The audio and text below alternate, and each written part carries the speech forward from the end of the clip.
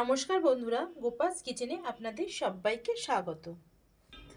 আশা করি আপনারা সবাই ভালো আছেন, সুস্থ আছেন। আমার আজকের রেসিপি লাশ অমলেট। অমলেট তো আপনারা অনেকভাবেই খেয়েছেন, একবার এভাবেও করে দেখতে পারেন, আশা করি ভালো লাগবে। আর এটা বানানো খুবই সহজ আর সময়ও খুব বেশি লাগে না, খুব তাড়াতাড়ি আপনারা এটা বানিয়ে নিতে পারেন। আর খেতেও কিন্তু অনেকই টেস্টি হয়। আর যদি এই রেসিপিটা আপনাদের ভালো লাগে অবশ্যই লাইক, কমেন্ট আর শেয়ার করে দেবেন। আর প্লিজ চ্যানেলটাকে সাবস্ক্রাইব করতে ভুলবেন না। আর ভিডিওটা স্কিপ না করে পুরোটা দেখার অনুরোধ রইল। তো চলুন দেখে নেওয়া যাক অমলেটটা আমি কিভাবে বানাই। লাশ অমলেট বানানোর জন্য আমি এখানে 3টে ডিম নিয়ে নিয়েছি। এবার ডিমগুলোকে বাটিতে ফাটিয়ে নেব। ডিমগুলোকে আমি এখানে ফাটিয়ে নিয়েছি। এবার এর মধ্যে দিয়ে দিচ্ছি কিছুটা পরিমাণ চিনি দিয়ে ডিমগুলোকে খুব ভালো করে মিশিয়ে নিতে হবে। খুব ভালো করে এইভাবে ফাটিয়ে নেব। আর দিয়ে দেব অল্প পরিমাণে লবণ আর চিনি দিয়ে ডিমগুলোকে খুব ভালো করে এইভাবে মিশিয়ে নিতে হবে।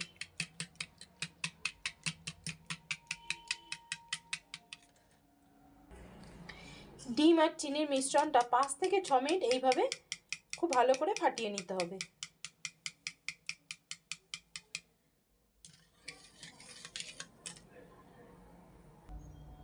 এই মিশ্রণটা খুব ভালো করে আমার ফেটিয়ে নেওয়া হয়ে গেছে।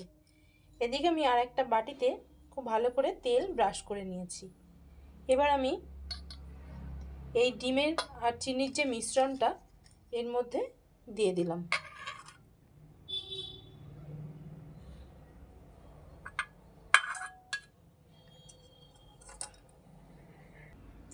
এবার আমি এই বাটিতে যতটা পরিমাণ ডিমের মিশ্রণ নিয়েছিলাম ঠিক ততটা পরিমাণ দুধ নিয়ে নেব।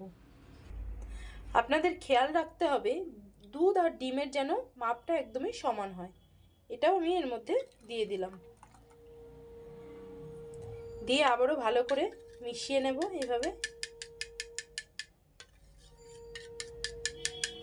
বেশ কিছুক্ষণ ধরে এটাকে মিশিয়ে নিতে হবে। খুব ভালো করে এটাকে ফাটিয়ে নেব। এদিকে গ্যাসটা আমি অন করে একটা কড়াই বসিয়ে দিয়েছি। আর কড়াইতে দিয়ে দিয়েছি বেশ কিছুটা পরিমাণ জল। জলটাকে আগে খুব ভালো করে আমি ফুটিয়ে নেব। জলটা বেশ ফুটে এসছে। এবার আমি ওই মিশ্রণের যে বাটিটা এর মধ্যে বসিয়ে দেব। দিয়ে একটা ঢাকনা দিয়ে এবার কড়াইটাকে ঢেকে দেব।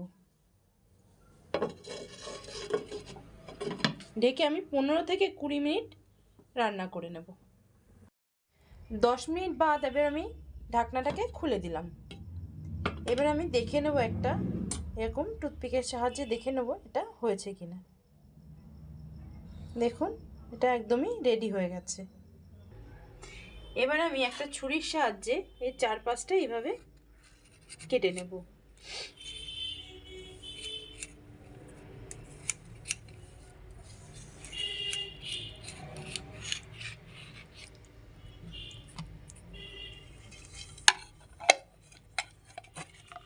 আর একটা ঢাকনা দিয়ে এইভাবে ঠিক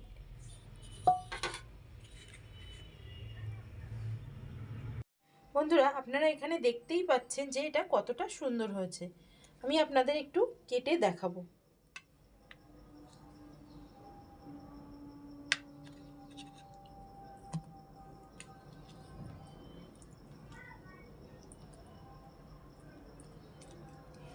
এটা কতটা সফট হয়েছে আপনারা দেখতেই পাচ্ছেন।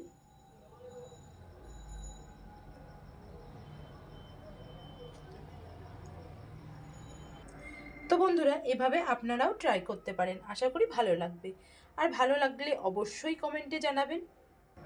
আবারও আমি নতুন একটি রেসিপি নিয়ে আপনাদের সামনে চলে আসব। ভালো থাকবেন, সুস্থ থাকবেন, ধন্যবাদ।